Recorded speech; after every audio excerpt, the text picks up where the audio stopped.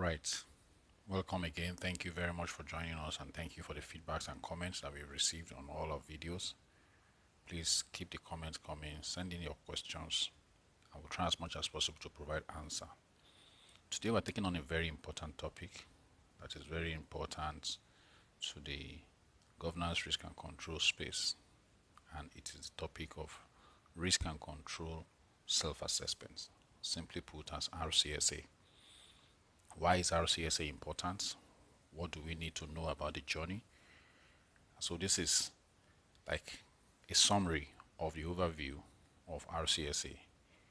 It doesn't matter how much of experience you have or how much knowledge you have. I'm sure definitely you will learn something and you will benefit. Let's go through this process quickly. In this video, I'm going to try to address a number of things. First is to say, okay, what exactly does RCSA means? Why is it necessary? How is it done? What are the benefits? What are the challenges? How do we ensure that we get the best out of that investment? Especially as we try to optimize our risk and control management as an organization. So let's start. The risk and control self-assessment, some people also call it CRSA. I prefer to use the RCSA bit because you need to identify the risk first before you talk about the controls that will mitigate the risk. So that sequence says risk and control self-assessment. Just like the name, it is a framework within the enterprise risk management framework that puts process owners in charge. So if you're familiar with the 3 lines of defense, we have the first line of defense, the second line of defense, and the third line. The first line of defense are the process owners, the people who run the business, the front line guys, the shop floor people, the customer service, the factory operators, those people that visit the business. They are the first line, or what we can call the process owner. So RCSA is a framework that says, wait, rather than say you need some other guys who are external to the process or who are not involved in the day-to-day process, you as a process owner, you understand this process and you know what can go wrong. So deal with it as it goes wrong, identify it, report it, fix it, come up with solutions that can deal with it, and then the other guys can come around and validate. So it is a framework within the enterprise risk management process that puts process owners in charge of managing their risks. Now, they can't do this in isolation. So, of course, with support from the second line of defense function, so whether it is compliance, enterprise-wide control, financial control, legal, all of those functions, quality assurance, regardless of industry or enterprise, we all have second line functions. And then, of course, the third line also has a responsibility as internal audit to validate the entire process. So with support and validation from the second line as well as internal audit. So in a nutshell, this is my definition or summary of what the RCSA means. Now, having said that, for you to put in place an RCSA in your organization or enterprise, there are certain fundamental foundations that needs to be in place, the rubrics. So I call them the fundamental or foundational rubrics. It means, number one, you need to have your processes documented. As basic and as simple as this is, you find that a number of organizations do not have this in place. Where they have it, it is not well, it's not articulated. So there are different formats, different approaches by different departments. So documented processes, number one. The second thing, an enterprise-wide risk assessment has to be conducted so that as an organization, you have a picture or a catalog of the potential risks in your organization that have been assessed based on the likelihood and impact. And you have, okay, this is the inherent risks that we have. Next to that is that you must have identified the controls that will mitigate those risks that you have identified. These 3 are the barest minimum that must be available in place if you are going to talk about implementing an RCSA framework. Now, if you don't have this, it doesn't mean that you cannot start. but it just means that you must start from here. So every department in your organization, the sales team, the marketing team, everybody needs to have their processes documented. A risk assessment needs to be conducted by whether internal audit, internal control, or a joint team of stakeholders working together with the first line, and then controls needs to be put in place, agreed, which are meant to mitigate the identified risk.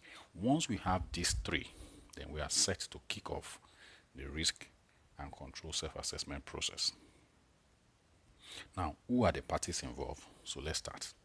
Like I said, we said there are three people: the process owner, the second line of defense guys, which are the second line of defense, and the internal audit, which is the third line of defense. What should they do? The process owner, for instance, has the responsibility to update and report key risk events as well as remediation actions and plans. So, because you already have the documented processes, you have the risk assessment that have been carried out, so risks have been rated. There are high risks, medium risk, low risks. Now, within the portfolio of the functions of each process owner, the risks that are inherent in their operations are known. It has been documented and mapped to controls.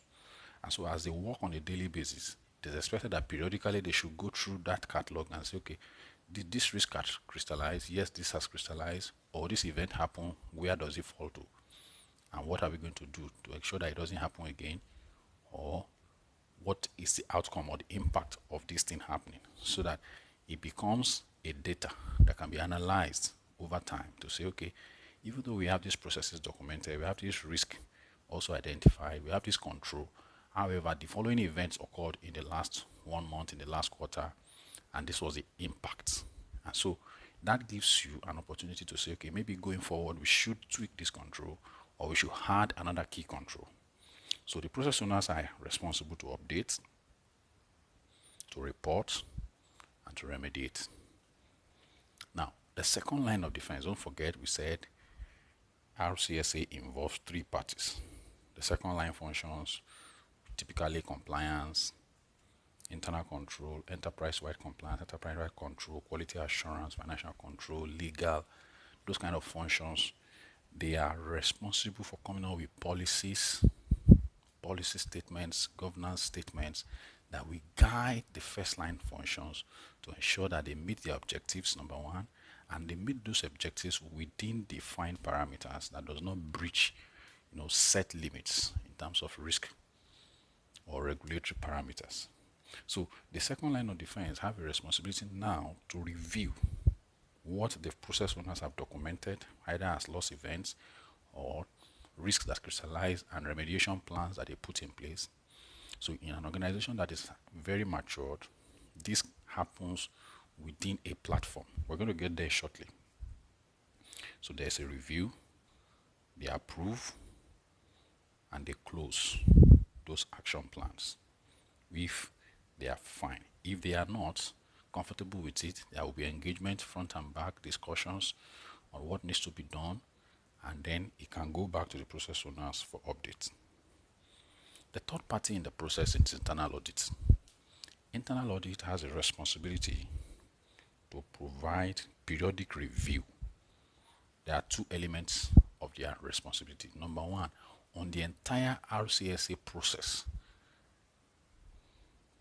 the entire cycle, as well as part of their review of different functions and departments within the organization. So take, for instance, in the audit plan of an organization, the internal audit team may have RCSA overview review. They may just want to look at the structure, the framework, and see whether it is fit for purpose, it aligns with the objectives of the organization, is it achieving its desired objectives. And so that's like an enterprise-wide look, aerial view.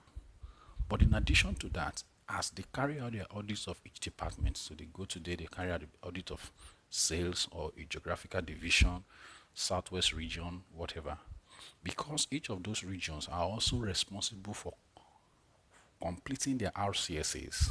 Internal audit has a responsibility as part of its routine audit to review what the process owners have documented, what they have identified, what they have self-reported in that region or in that business, and validate it against what they have done, and then check against what they also find. Now, typically, there should be a way to map this. That, okay, if we come into your space as internal audit and we review your operations, we find 3 or 4 gaps, but when we check your RCSA, we realize that you have reported 2 or 3 of them. Now, internal audit is going to take a lesser stringent look because they said, yes, you guys have identified that this is wrong and you have already started taking action. And so internal audit typically should give credit and support the remediation process. But it becomes a challenge where internal audit comes to your department because they are reviewing what has happened in the past. And many times it's on a sample basis. And if for any reasons, out of their samples, they found an issue and they check your RCSA, it's not there.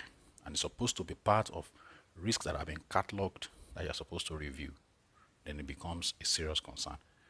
It sends a definitely wrong signal that it's either that we're not doing what we should be doing in that team. There are 3 parties principally involved, primarily. Of course, there are other reporting lines. How is it usually done? So what are the tools? So depending on the organization size, the industry, the complexity, and the budget of an organization, there are several tools that are available. And some basic organizations do this manually. And when I say manually, they use Excels. So Excel templates that have been built into databases, into Microsoft Access, and so depending on the maturity of the organization, these are the list is endless. These are some of the RCSA platforms or GRC platforms that I have come in contact with in the course of my career and working with different clients. They play similar role. They may have some peculiar differences. Some of them are tailored for certain industries. Some of them are more suited for financial services, some for manufacturing, some for the healthcare industry. But the objective is the same. The objective is the same. Let's make progress. Why is it important? What are the benefits of having an RCSA process in place? So many. But for the purpose of this video, I'm just going to speak to these 3. It enables the organization to speak the same language. Like I used to say, or like we used to say where I come from, it makes you to sing from the same hymn book. Imagine you attending a service and then there's a hymn being sung, and then the choir is using a different hymn book from the congregation. We'll be singing different hymns. You may even be singing different tunes. If you play musical instruments, if the pianist is playing on key F, and then the guitarist or the violinist are playing on key D, the sounds are not going to bring out the right symphony. So it enables a common risk taxonomy, same language, same approach. There's an alignment on risk rating. So if you say a particular risk is high, from the perspective of the process owner, it is high. From the perspective of the auditor, it is high. From the perspective of compliance and control, it is high. So there is an agreement. Otherwise, there will be disagreement as to what is critical, what is important, what should be focused on.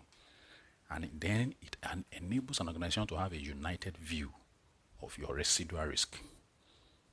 Okay, this area of our business is high risk. We will all agree. Then we are aligned. Half of the problem is solved. We can now begin to say what are the things we need to do. But when we disagree as to this issue is high risk or is low risk, we will come up with different solutions. If somebody considers it low risk, there will be issues around, okay, we want to accept it. And then the control function say, no, it is high risk. There will be divergent views. While it is not 100% possible to align all the time, or at least there will be significantly an alignment about risk management. What are the challenges around risk control self-assessment? From my experience, and from literatures, from projects that I have handled. This is one of the reasons, these are some of the reasons why RCSA projects seem not to be achieving its desired result in organizations. Number one, and I like to emphasize that RCSA process is an every project, and it should be attended to, it should be handled as such. It is not something to be taken with levity. It's not something that we just stumble on without adequately preparing. It is a heavy project to coordinate from end to end, but we don't have to start everything at once. Like I said, it's a process. Another reason why it has failed in many places, or it is not yielding the desired result, or it looks like it's difficult, is because process documentations are incomplete, especially in large organizations. Especially in large organizations, process documentation are either incomplete or outdated, disjointed. They are not updated appropriately at the time they should. And this happens for several reasons. Take for instance, currently there's a shortage of staff, manpower, resource across the globe. There's a war of talent. So the fluidity of work, people move very easily. Take for instance, if an organization that moved into remote work during COVID employed a number of teams or even created new departments to be able to meet that challenge, if care is not taken and the processes of what they did during those periods were not documented very well, chances are very high that those individuals have left the organizations. They go away with the knowledge, new people come, and they just figure out how they should do it. Or somebody that is recruited, an experienced hire from another organization comes in. He brings the culture and the approach of the organization, tries to infuse it. And so you find that there are different ways that different things are being done. And because there's nothing wrong about that if you change the way you do things, or it needs to be updated ASAP. Another reason why RCSA is challenging is because there is lack of ownership by stakeholders, because it is heavy work, and many times in organizations people do this along with their day-to-day work. So somebody has a primary responsibility, for instance, as a marketer or as a salesperson. He has a target. He must meet a particular number by the end of the month. In addition, he is also responsible, to update the RCSA for his department or his team. Chances are, because he doesn't place importance on this, it will slip his radar. He will not do it appropriately, or he just tries to do the barest minimum just to escape being labeled as not doing what he should do. Another reason why RCSA projects have failed, from my experience and my career the last 19 years, is that organizations tend to think that RCSA is just simply an automation challenge. That okay, once we just get a solution, it will do everything. Forgetting that the solution is not the problem, but the solution must mirror the organization.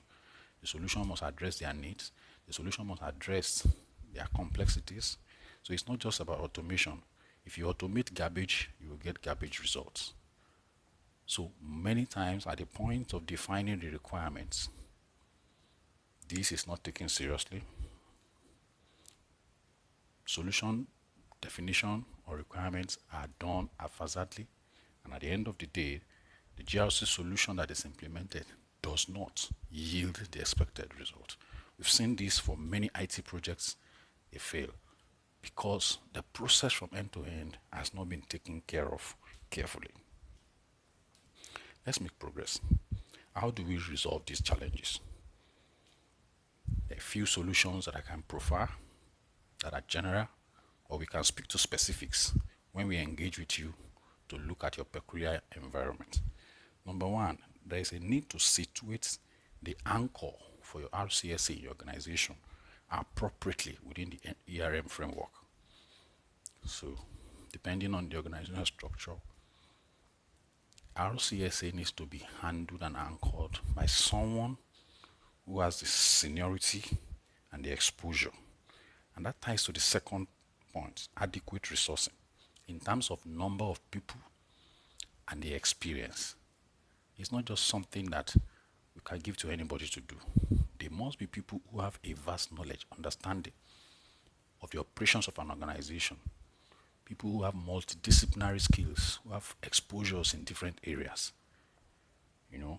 And that is why, staff rotation in organization helps. This is an area where people can cross-pollinate ideas and helps to breed new set of managers and leaders who have an appreciation for risk management, for business, for operations, and the entire business. And they are well-rounded. So need adequate resources.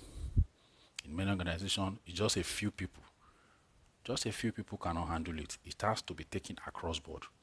There are different approaches that we can speak to, and depending on the peculiarity, we can decide to have RCSA champions who provide support, but they are within the same team. So within the sales team, they can have an RCSA champion who may not necessarily have a sales mandate, but supports that business. And he can do that for 2 quarters and then switch back into sales. And somebody else who has been in sales for two more quarters, rolls back onto that seat. That way, the entire sales team have an appreciation. So as they go to engage clients, they understand why it is important to take KYC important. Appropriate authority. Does the person in charge of RCSA have the seniority and the authority that commands the respect? And when he speaks or sends mails or gives instructions, people listen. Another thing that you can do is that continuous advocacy and stakeholder engagement cannot be written off. It is super important that stakeholders are continuously engaged. Don't forget, everybody has something very top on their radar. And so for them not to see RCSA as just an added burden, there's need for engagement. Road shows, if the organization is large. If it is not a very large organization, newsletters, regularly. Knowledge sharing sessions, team discussions, case studies on the impacts and usefulness of this thing. And then, of course, continuous monitoring and review. Every process is subject to review and definitely requires a way to be improved. This is a summary of the overview of what RCSA entails. Let's make progress. For you and for your business in particular, we can support you on your RCSA journey. And how can we do this? There are several areas where we can be of support as a firm. Farakon Associate, we are a governance, risk management, assurance, compliance and control firm focused on helping our clients optimize their risk management journey. What can we do? We can help you in setting up your RCSA process. Like I said, starting by process documentation, work with you and your team to document your processes and have them flow charted, conduct an enterprise risk assessment with you, document your risk and your controls as an outcome of your enterprise risk assessment. We can facilitate training sessions for your team during your seminars, during your retreats on the importance of this. We can provide project management support throughout the entire journey. So like I said, it's a journey. And so you can provide that project management support. Where you don't have enough hands to work with you, we can also provide manpower support to bridge your resource gaps while you try to upskill and then increase the number of hands that you have. We can also just come in just to provide an external review and challenge. So if you already have a process that is working and running, we are available to provide a support around challenging the integrity, the completeness, the robustness of what you have done. And then where needed, if we think it's necessary, we work with a couple of service providers. We can recommend automation solutions that are fit for your operations, if necessary. These are things that we can do. We can work together with you. I look forward to hearing from you. Please feel free to reach out. You can reach out on this number. You can send an email, and then you can visit our website. Thank you very much, and God bless you. I look forward to hearing from you. Again, don't forget that the RCSA journey is super important. Therefore, let us take it as such. Let us take it as such. This is the overview once again. The parties who are involved, the tools that you need, the foundational rubrics, the benefits of why you need to have it, the challenges, and the solutions to overcome those challenges are in just this one page. Thank you.